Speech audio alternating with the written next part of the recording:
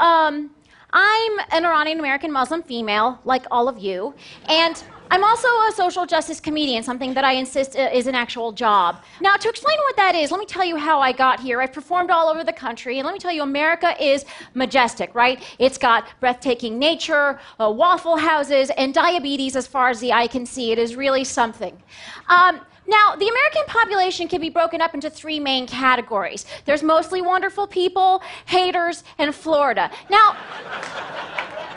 besides Florida, the most troubling category here are the haters, okay? They are a minority, but they overcompensate by being extra loud. They have the Napoleon complex of demographics, and yes, some of the men do wear heels. Now, as a social justice comedian, it's my goal to convert these haters because they hate a lot of things which lead to negative outcomes, like racism, violence, and Ted Nugent. This is not an exhaustive list. I'm probably missing 3 to 7 items. But the point is, we have to reckon with the haters. But there's variance within this group, and it's not efficient to go after all of them, right? So what I've done is I've created a highly scientific taxonomy of haters. I basically took all of the haters, I put them in a petri dish like a scientist, and this is what I found. First off, we have the trolls. These are your garden variety digital haters. They're the people who have quit their jobs so that they can post on YouTube videos all day long. There's also the drive-by haters. Now, these people will be at a stoplight, they'll wait for the light to turn green, and when it does, they yell, "Go back to your own country." Now, back in the day, they would have actually gotten out of their cars and hated you to your face, but they just don't make them like they used to, which is another sign of the decline in America. Now, the next category is the mission-oriented bigot whose group affiliation gives them cover for hating hater. Now, these guys like to hate via a seemingly nice organization like a church or a nonprofit, and they oftentimes like to speak in an old-timey voice. But the group I'm most interested in is the swing hater. Now, the swing hater is sister to the swing voter, right? They just can't decide. They're like ideological sluts who move from hating to not hating, and they do it because they don't have enough information. And this is the group I like to target with social justice comedy. Now, why comedy? Because on a scale of comedy to brochure, the average American prefers comedy, as you can see from this graph.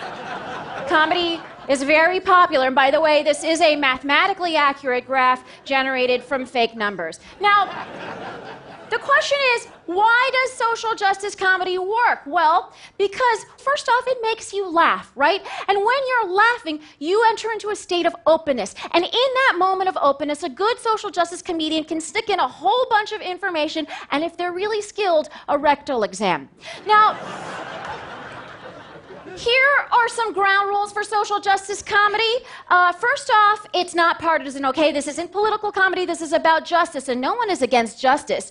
2, it's inviting and warm. It makes you feel like you're sitting inside of a burrito. 3, it's funny but sneaky, like you could be hearing an interesting treatise on income inequality that's encased in a really sophisticated poop joke, right?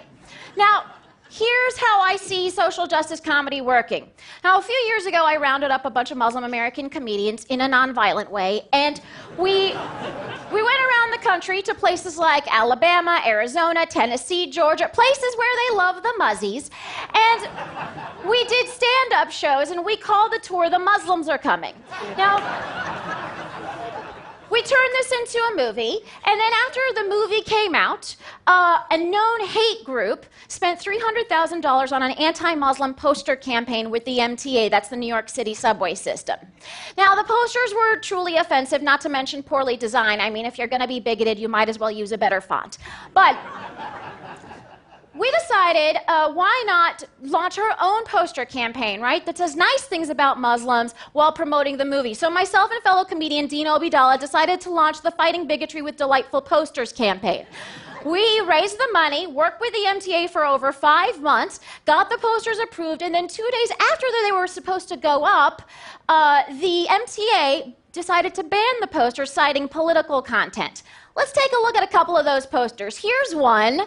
Facts about Muslims. Muslims invented the concept of a hospital. Okay.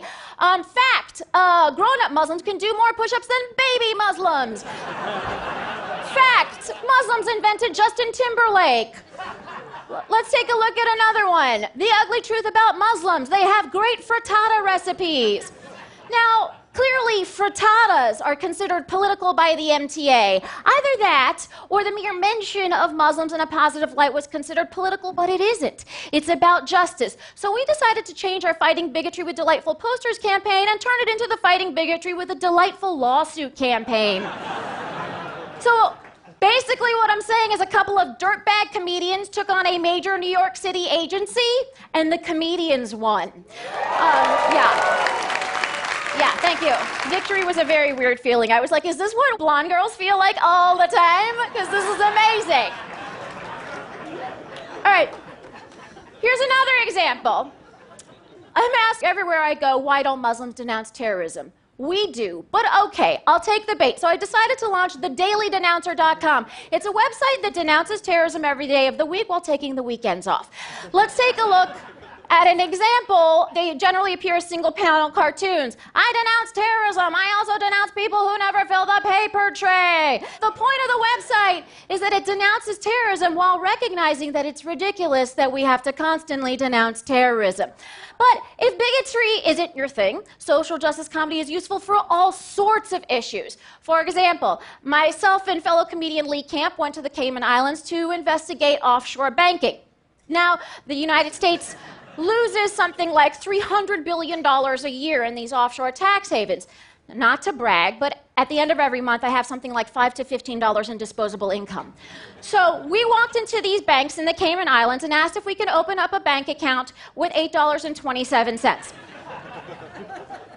The bank managers would indulge us for 30 to 45 seconds, right, before calling security. Security would come out, brandish their weapons, and then we would squeal with fear and run away because, and this is the last rule of social justice comedy, sometimes it makes you want to take a dump in your pants.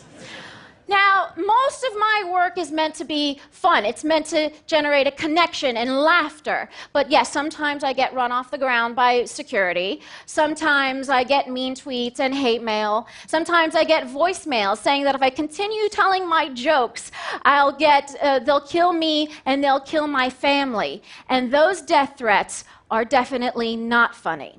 But despite the occasional danger, I still think that social justice comedy is one of our best weapons. I mean, we've tried a lot of approaches to social justice, like war and competitive ice dancing. But still, a lot of things are still kind of awful.